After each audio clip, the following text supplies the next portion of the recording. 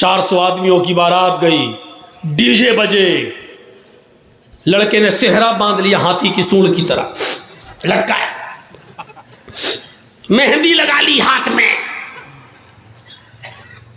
पोंपूलाल पहुंच गए, बैठ गए स्टेज पर, वीडियो बन रही है और वीडियो बनने के बाद लड़की की वीडियो बन रही है, दुल्हन की, हेमा मालिनी की अम्मा की।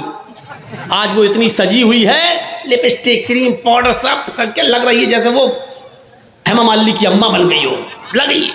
उसकी भी वीडियो बन रही है। ये सारे हराम काम करने के बाद निकाह पढ़ने के पढ़ाया जा रहा है। मौलाना साहब कह रहे हैं निकाह कबूल किया, लड़के ने कह दिया निकाह कबूल किया, और निकाह के बाद दुआ हो रहा, अल्लाह शादीशुदा जिंदगी में बरकत अता फरमा। हराम काम करने के बाद बरकत की दुआ दे रहा हो, 2 साल में तलाक हो जाएगी। शर्म नहीं आती तुम्हें दुआ देते हुए? सारे हराम काम करने के बाद वहां दुआ दे रहे हो? नापाक नमाज पढ़ लो, नापाक बगैर वुजू के मस्जिद में चले जाओ, नमाज पढ़ लो, और नमाज पढ़ने के बाद अल्लाह मेरी दुआ कबूल फरमा ले, अल्लाह मुझे जो है रोजी रोटी में बरकत अता फरमा। अब आप गौर करो, ये सारे गलत काम करने के बाद आप दुआ मांगेंगे, दुआ कबूल होगी? दुआ कबूल कहाँ होगी? जब आपका रिस्क भी हलाल हो। आपने 100 रुपए का पंजाबी खरीदा, 99 रुपए आपने रिक्शा चलाया, ई रिक्शा चलाया, टोटो चलाया, और कुर्ता मिल रहा है 100 रुपए का, पंजाबी मिल रहा है 100 रुपए का, 99 रुपए आपके मेहनत के, 1 रुपया आपको हराम का मिल गया। आपने 100 रुपए मिला के पंजाबी ले लिया, आपने वुजू भी बनाया, आपने गुस्ल भी किया, आपने नमाज भी पढ़ी, आप दुआ भी मांग रहे हैं, लेकिन अल्लाह के नबी फरमाते हैं कि जब तक वो कुर्ता तेरे जिस्म पर रहेगा, रब्बे काबा की कसम, उस जात की कसम जिसके कब्जे में मेरी जान है, अल्लाह के नबी कहते हैं 1 रुकू कबूल नहीं, 1 कयाम कबूल नहीं, 1 सजदा कबूल नहीं।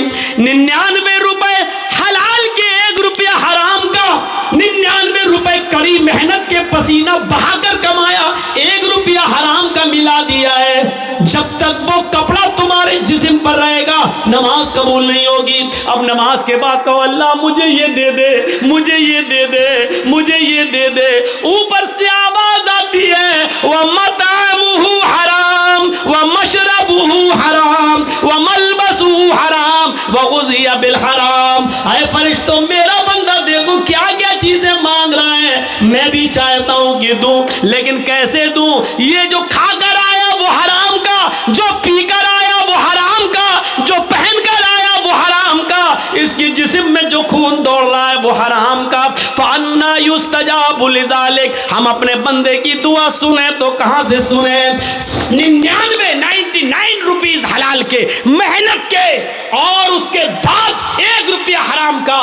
जब ऐसा करने के बाद भी दुआ कबूल नहीं हो रही है, तो हमारी शादियों में डीजे और ये सब, और उबटने, हल्दी, मेहंदी सब करने के बाद, और वीडियो बनाने के बाद लड़का और लड़की को फिर कहो अल्लाह शादी में बरकत अता फरमाए, ये दुआ कबूल होगी? मजाक बना के रख लिया आपने दुआओं का, मजाक बना के रख लिया आपने इस्लाम की तालीमात का। जितना मुसलमानों ने, इस दौर के मुसलमानों ने इस्लाम का मजाक उड़ाया, अल्लाह की कसम गैर मुस्लिमों ने भी इतना इस्लाम का मजाक नहीं उड़ाया जितना मुसलमानों ने इस्लाम का मजाक उड़ाया।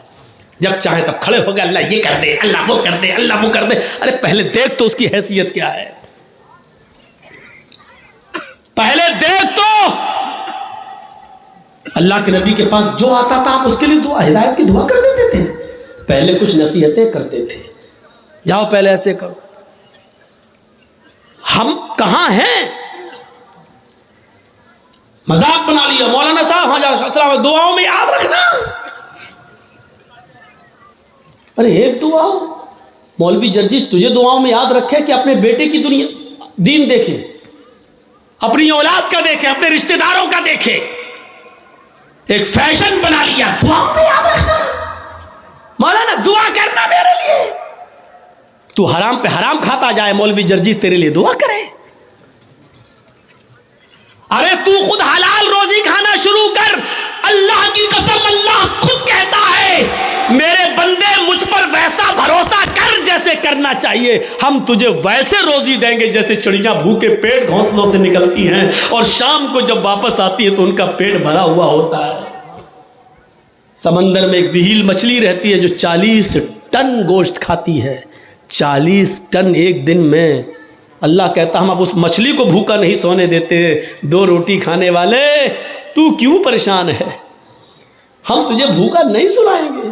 तू क्यों इस 2 रोटी के लिए किसी का हक मार रहा है, तू क्यों इस 2 रोटी के लिए किसी के ऊपर जुल्म कर रहा है, तू क्यों इस 2 रोटी को कमाने के लिए नाजायज माल हासिल कर रहा है, क्यों ऐसा कर रहा है तू। मेरे बंदे, मैंने तुझे पैदा किया है दुनिया में तो मैं तेरा ख्याल रखूंगा। मैं तो वो हूं जो काले रंग की काली चूंटी जब काले पहाड़ पे चलती है तो मैं उसको भी रिस्क देता हूं। समंदर की तारीकी में कोई मछली भूखी नहीं सोने देता हूं। तू क्यों परेशान है, तू मुझ पर भरोसा तो कर। ईमान नहीं हमारे पास, कहां चला गया हमारा ईमान। मैंने बताया ना ईमान की सबसे बड़ी खूबी क्या है, उसके अंदर ताकत आ जाती है। उसको अल्लाह के सिवा कुछ नहीं दिखाई देता। नहीं यकीन आता है, 50 बार सुना होगा, मेरे मुंह से भी सुन लो। इब्राहीम अलैहिस्सलाम को अल्लाह ने एक बेटा दिया। पहला बेटा इस्माइल हाजरा के पेट से। हुक्म होता है आए इब्राहिम अपनी बीवी और बेटे को बियाबान जंगल में छोड़कर चले आओ। और सुनो, हम सोच बेचारी चाचा बैठे हैं, उसको देखो वो जा रहा उठ के। जाने दो अभी ये लोग निकल जाए तो अभी अच्छा है। लगता है शुगर पेशेंट है शायद।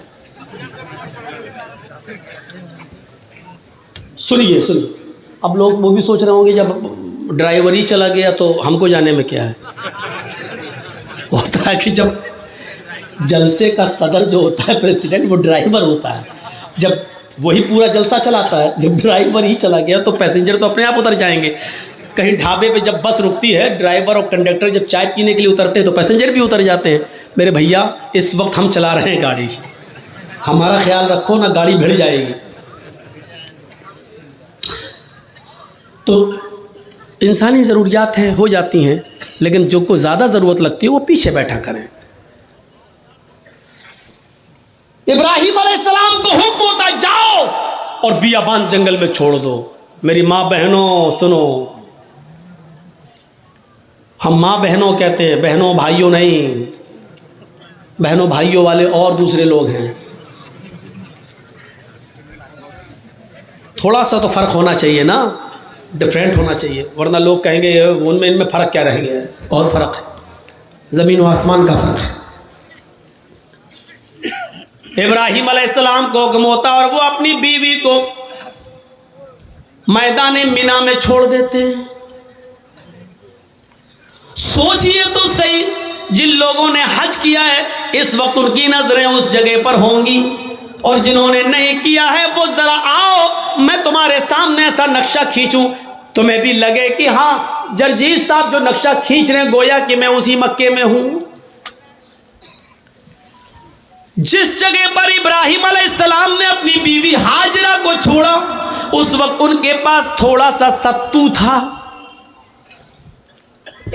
1 दिन का या 2 दिन का पानी था बस।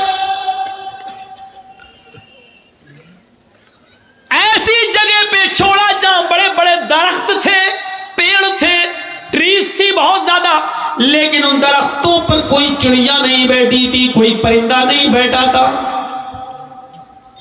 चिड़िया भी ऐसी जगह पर घोंसले बनाती है जहां आसपास उनको पानी मिल जाए, लेकिन वहां तो आसपास कहीं पानी ही नहीं, इसलिए चिड़ियों ने, कौवों ने, कबूतरों ने घोंसले भी नहीं बनाए।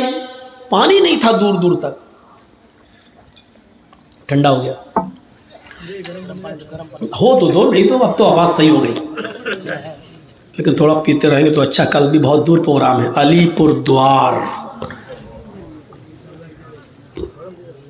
न्यू अलीपुर द्वार, काफ़ी दूर है तो निकलना भी है। तो सुनिए मेरे भाइयों, लेकिन है बंगाल ही में। तो ऐसी जगह पर छोड़ा अपनी बीवी को। अब बीवी को क्या मालूम था,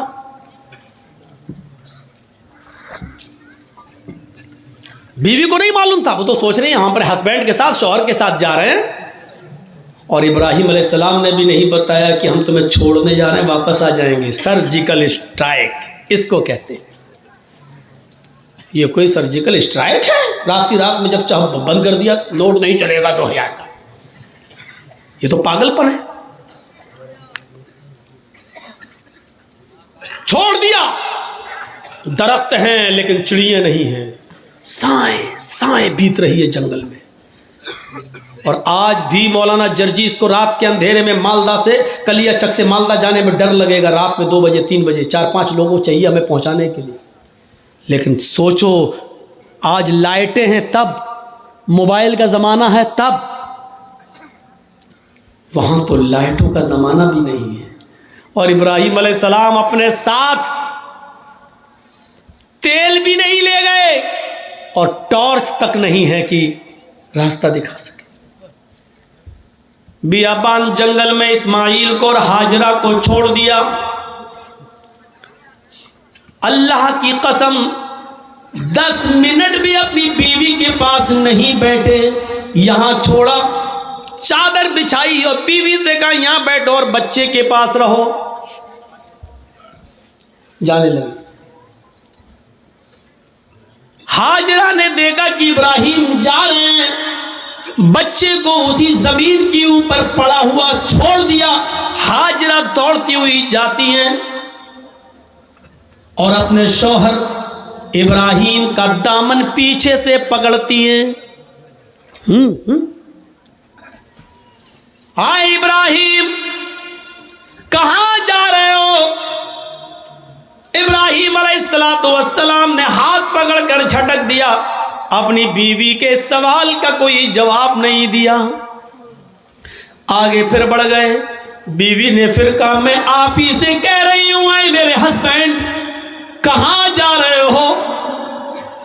कोई जवाब नहीं दिया। हमारी औरतें तो जवाब देने में बड़ी माहिर हैं। हर चीज का जवाब नहीं होता है, बहुत सी चीजों का जवाब खामोशी भी होता है। इब्राहिम अलैहिस्सलाम अपनी बीवी से के सवाल का जवाब नहीं दे रहे, जानते हैं कि जवाब देंगे तो दूसरा सवाल उठेगा, उसका जवाब देंगे तो तीसरा उठेगा, वक्त की बर्बादी होगी। चले आगे। बीवी ने फिर कहा आए इब्राहिम, क्या मुझसे कोई गलती हो गई? एक बीवी का जो फर्ज है, क्या मैं उसको निभाने में नाकाम रही? क्या मैंने आपके साथ कोई गलत किया? क्या आप मुझसे परेशान हैं? मैंने आपको कभी किसी चीज का दुख दिया है? शायद इब्राहिम अलैहिस्सलातु वस्सलाम के पास हाजरा के अपनी बीवी के सवाल का जवाब भी नहीं था। वो आगे बढ़ते चले जा रहे हैं और अपनी बीवी के सवाल का कोई जवाब नहीं दे रहे हैं। जाहिर है इतने सवालों के बाद बीवी को गुस्सा ही जाएगा। वो दौड़ती हुई फिर आगे बढ़ी और पीछे से कुर्ता कमीज पीछे से खींचते हुए कहा जा रहे हो तो जाओ, मैं रोकूंगी नहीं, इतना तो बता दो।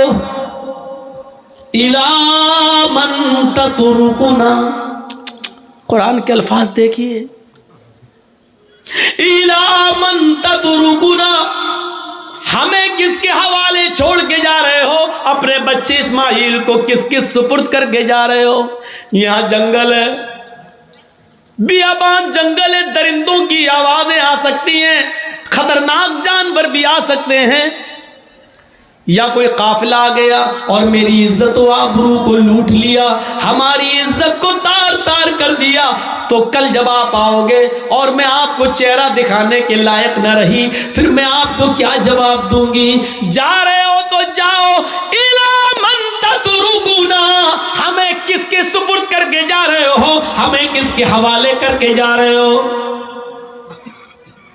आए घरों की चौखटों पर भरोसा करने वालों, घरों में बनाई हुई ताक पर भरोसा करने वालों, अगरबत्तियां जलाकर बुजुर्गों की रूहों को अपने घरों में बुलाने वालों, जमीन की मिट्टी चूमने और चाटने वालों, तौहीद सीखो। बीवी ने कहा इला मन तदरुकुना, हमें किसके सुपुर्द करके जा रहे हो, हमें किसके हवाले करके जा रहे हो। आवाज आती है।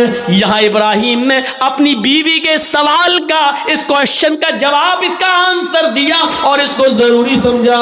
इब्राहिम ने पीछे मुड़ के नहीं देखा, लेकिन अपनी बीवी के सवाल का कि मुझे किसके सुपुर्द करके जा रहे हो, मुझे किसके हवाले करके जा रहे हो, इसका जवाब दिया उंगली से इशारा करके, इल्लल्लाह।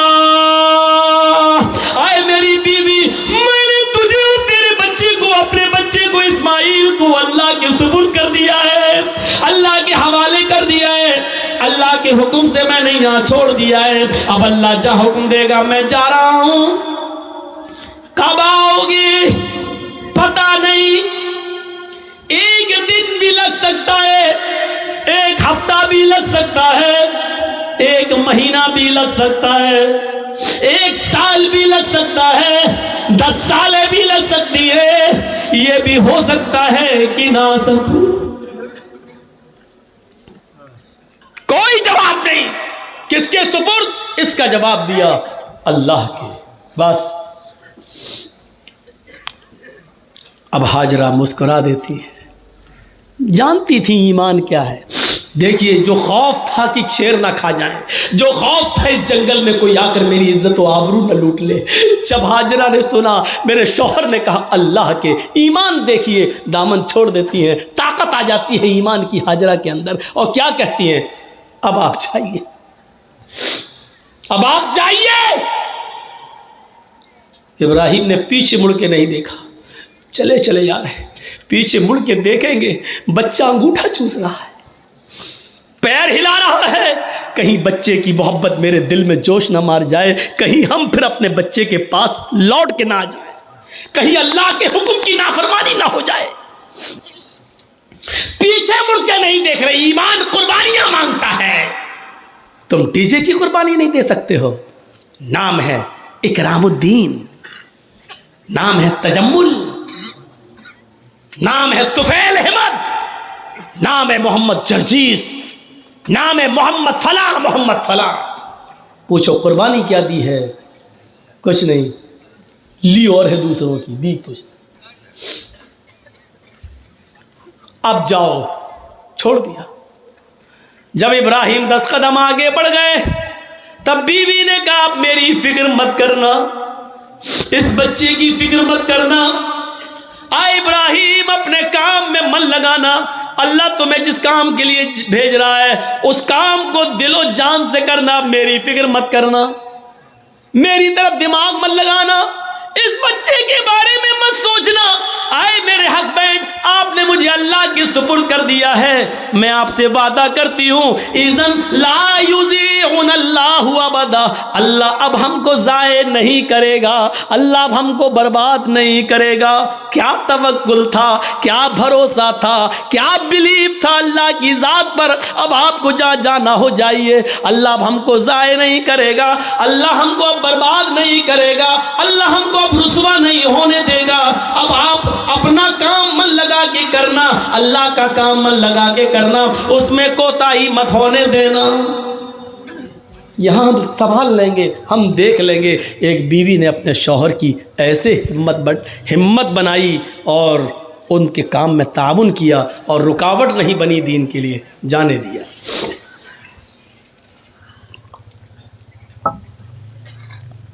चले गए। अब जो चीज़ बताना चाहता वो देखिए, इस ईमान की ताकत का नतीजा क्या निकला। सत्तू ख़त्म हो गए, पानी ख़त्म हो गया।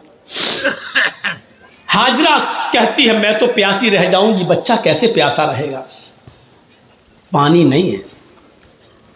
सोचती इस पहाड़ी के ऊपर चढ़कर देखूं, शायद पहाड़ी के नीचे कोई बस्ती, कोई कबीला रहता हो, पानी मिल जाए।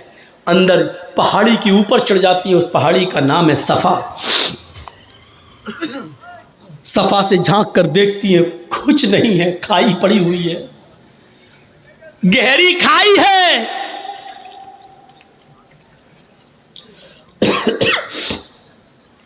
मरवा की तरफ जा रही है। पहाड़ी से उतरती है, चलती है, कहीं तेज़ चलती है, कहीं आहिस्ता चलती है, कहीं सीना तान कर ऐसे चलती है, कहीं फिर आहिस्ता चलती है।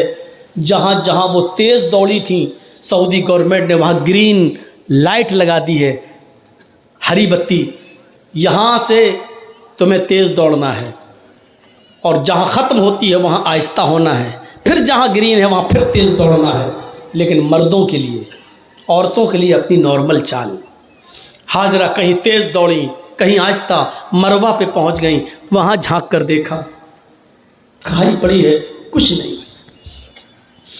लेकिन बच्चे की प्यास ऐसा माइंड खराब कर रही थी, वो जानती है पहाड़ी के नीचे कुछ नहीं, फिर भी बार बार चक्कर लगा रही है, फिर सफ़ा फिर मरवा, फिर सफ़ा फिर मरवा, 7 चक्कर लगाती हैं, 7 चक्कर।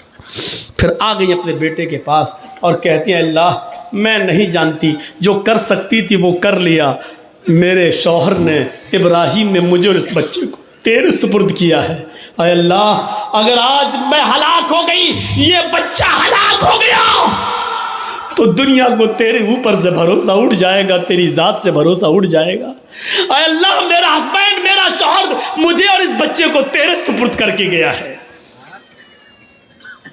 अल्लाह वालों के इम्तहान होते हैं, यहाँ अल्लाह वालों से लोग मांगने चले जाते हैं। तसव्वुर करो आप,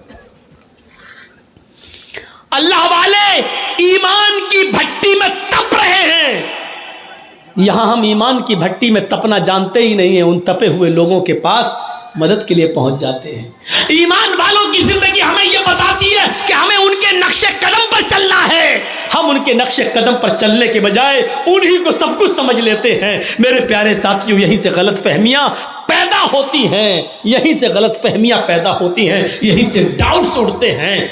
आइए चलिए और देखिए मंजर,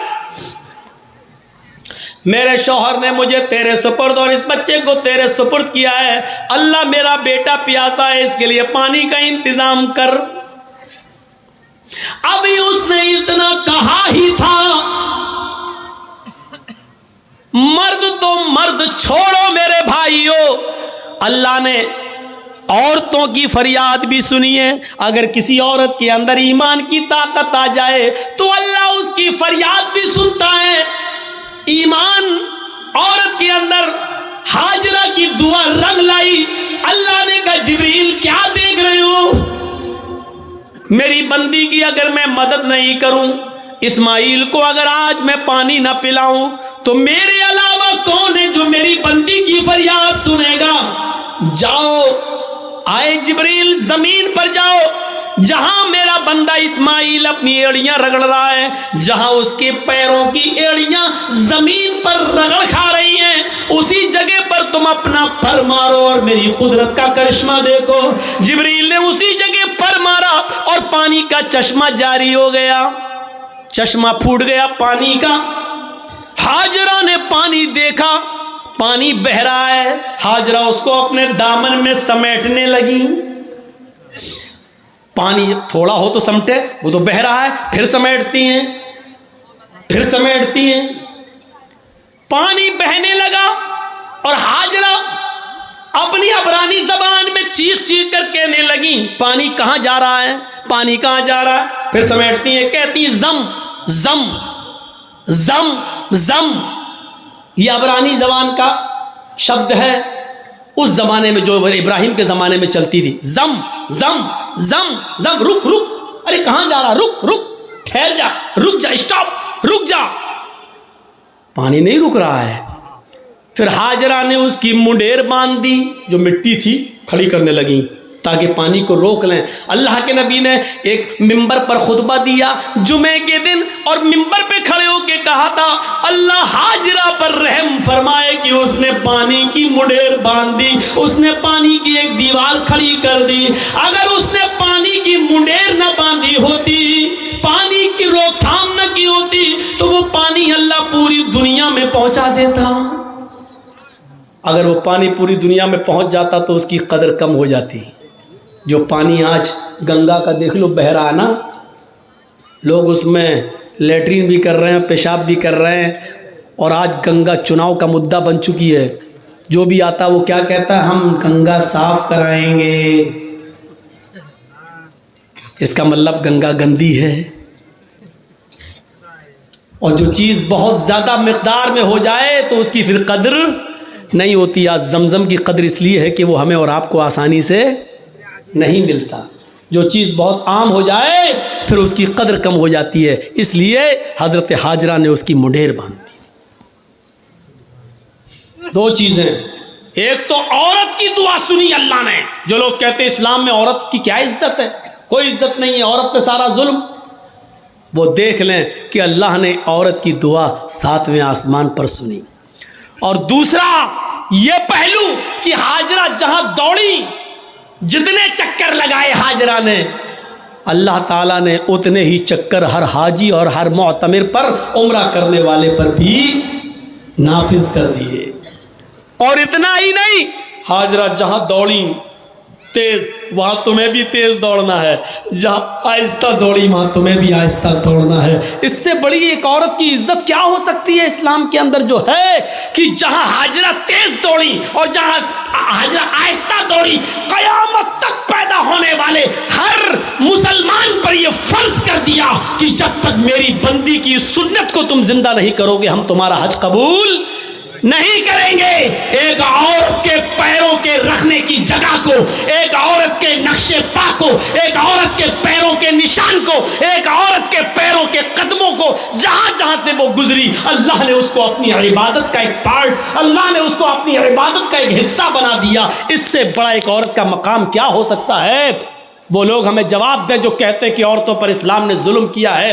एक मर्द को 4 औरतें रखने की इजाज़त है, लेकिन एक औरत को 4 मर्द रखने की इजाज़त क्यों नहीं है। वो हमें बताएं कि आपके यहाँ मर्द की लंबी उम्र के लिए औरतों को करवा चौथ की परमिशन है, उनके ऊपर फर्ज है। क्या सिर्फ मर्द की ही लंबी उम्र होती है? क्या औरत की लंबी उम्र के लिए मर्द करवा चौथ का रोज़ा क्यों नहीं रख सकता है? आपके यहां सिर्फ औरत ही मर्द की लंबी उम्र की दुआ कर सकती है, करवा चौथ का व्रत रखकर, लेकिन मर्द औरत की लंबी उम्र की दुआ नहीं कर सकता है। क्या मतलब हुआ? मर्द जिए 200 साल, औरत मर जाए 25 साल में। सवाल हमारे पास भी हैं, लेकिन नहीं कह सकते हैं। सही वक्त पर सही बात कहना चाहिए। कभी कभी सही बात सही वक्त पर नहीं कही जाती है। आप कहिए डरते हो, डरते नहीं हो, इसी का नाम मसलहत है। वरना आज ये ज़माना है मेरे भाइयों कि आप सही भी बोलेंगे तो अंदर आप जाएंगे। मौलाना कलीमुद्दीन की जो गिरफ्तारी हुई है, क्या गुनाह था उनका? मुझे बताइए, क्या इस दुनिया के अंदर या इस मुल्क के अंदर क्या इस्लाम की दावत देना जुर्म है? क्या धर्म का प्रचार करना जुर्म है क्या? और क्या इस मुल्क के कानून में यह नहीं है कि कोई भी आदमी कोई भी मजहब कोई भी धर्म कबूल कर सकता है? जब हर आदमी को अपने मन के मुताबिक मजहब को कबूल करने की इजाजत है, तो आपने मौलाना कलीमुद्दीन को अरेस्ट क्यों किया? जब जितेंद्र नारायण त्यागी टीका लगा सकता है, हम मुसलमानों को उसके धर्म परिवर्तन पर कोई एतराज़ नहीं है, तो अगर कोई हिंदू मुसलमान हो रहा है तो आपको क्यों एतराज़ हो रहा है?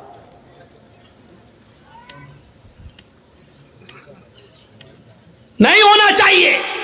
लेकिन मामला यह है कि वो जो भी बोलेगा उसका कुछ नहीं होगा। हम एक शब्द भी बोलेंगे तो हम आह भी करते हैं तो हो जाते हैं बदनाम, और तुम कत्ल भी करते हो तो चर्चा नहीं होता। कहते हैं कि एक घाट पर शेर और बकरी दोनों पानी पी रहे थे। शेर की तरफ से बहता हुआ पानी बकरी की तरफ आ रहा था, बकरी भी पानी पी रही थी। तो शेर ने बकरी से पूछा, तूने मेरा पानी झूठा क्यों किया? देख रहे हैं सवाल? पानी शेर की तरफ से बहता हुआ आ रहा है, तो पानी जहाँ शेर मुंह लगा रहा है वहाँ से बहता हुआ पानी आएगा तो बकरी पिएगी। तो झूठा शेर कर रहा है कि बकरी कर रही है? शेर कर रहा है। इस शेर को अगर आप समझ जाएं तो मेरी पूरी तकरीर समझ जाएंगे। माजरत के साथ मैं नाम नहीं लूंगा। पानी झूठा कौन कर रहा है? और पानी झूठा करने से मेरी मुराद है माहौल खराब कौन कर रहा है? शेर की तरफ से झूठा पानी आ रहा और उल्टा शेर ही कह रहा है मेरा पानी झूठा क्यों किया तूने? बकरी बोली राजा हमारी क्या मजाल कि मैं आपका पानी झूठा करूं? पानी तो आपकी तरफ से बहता हुआ आ रहा था, मैं तो आपका झूठा पानी पी रही हूं। बकरी ने जवाब सही दिया। शेर ने कहा अच्छा मुंह भी चलाती है मुझसे, जबान भी लड़ा रही है मुझसे। आया और मारा एक पंजा, वो गई खोपड़ी बकरी की और चीर के फाड़ के खा गया उसको। बिल्कुल यही हाल है इस वक्त इस शेर का और हम बकरियों का। मेरे भाइयों, शेर और बकरी को समझने की कोशिश करो, बहुत कुछ समझ जाओगे। और इसलिए मैं एक और मिसाल दूंगा आपको, बहुत ही होशियारी से और मसलहत से काम करने की ज़रूरत है। इस वक्त नारे लगाए जाएंगे, हमें भड़काया जाएगा, मुश्तइल किया जाएगा। जैसे दिल्ली में नारे लगे थे देश के गद्दारों को गोली मारो, आगे का जुमला आपको, ये नारे लगाने वालों का कुछ नहीं होगा, क्योंकि ये नारे लगते ही हैं उस पावर के नशे में जो उनको मालूम है। फिर नारे लगाए जाएंगे। और हम आपके यहाँ ये तकरीर इसलिए कर रहे हैं क्योंकि इशारों में ये बात मेरी दूसरी जगह पहुंच जाएगी जहां माहौल है। मुश्तइल किया जाएगा और फिर हमारे ही लोगों में से किसी को उस नारों का जवाब देने के लिए पैदा किया जाएगा, ताकि एक तरफ ये रहे और दूसरी तरफ वो रहे, और इसका पूरा फायदा बहुसंख्यक लोगों को, ज्यादा तादाद में रहने वालों को मिल जाए। ये पूरी प्लानिंग हो चुकी है, पूरा गेम फिट है। इस वक्त अक्लमंद इंसान वो है जो खामोशी के साथ चुपके से निकल जाए और भड़काऊ और जहरीले नारों का जवाब वैसे न दे। वो हमारे मोहल्ले में आएंगे, कहेंगे जय श्री राम। अक्लमंदी ये है कि मुस्कुरा कर हम निकल जाएं और उसके जवाब में ये ना कहें अल्लाहु अकबर। वो यही तो चाह रहे हैं कि हम ये कहें और हमारा जवाब इन जुमलों के जरिए दिया जाए। हर वक्त जवाब देना जरूरी नहीं होता। अभी मैंने बताया इब्राहिम अलैहिस्सलाम ने हर वक्त अपनी बीवी तक का जवाब नहीं दिया। एक बात और याद रखना, इस वक्त मुसलमानों तुम्हें यह पॉलिसी अपनाना पड़ेगी, तुम्हें हाथी बनना पड़ेगा और इन नारे लगाने वालों को कुत्ता समझना पड़ेगा। और ये सोच कर गुजर जाओ कि हाथी खामोशी के साथ चलता रहता है और कुत्ते भौंकते रहते हैं। हाथी जा रहा है, कुत्ते भौंक रहे हैं, हाथी पलट के भी नहीं देखता, क्योंकि उसकी नज़र अपनी मंजिल पर होती है। वो जानता है कि अगर पलट कर मैं देखूंगा तो कुत्ते तो भाग ही जाएंगे, लेकिन हमें अपनी मंजिल पर पहुंचने में देर हो जाएगी। हमें अपनी मंजिल पर पहुंचने में देर हो जाएगी। 1000 कुत्ते भी मिलकर एक हाथी का रास्ता रोक नहीं पाते।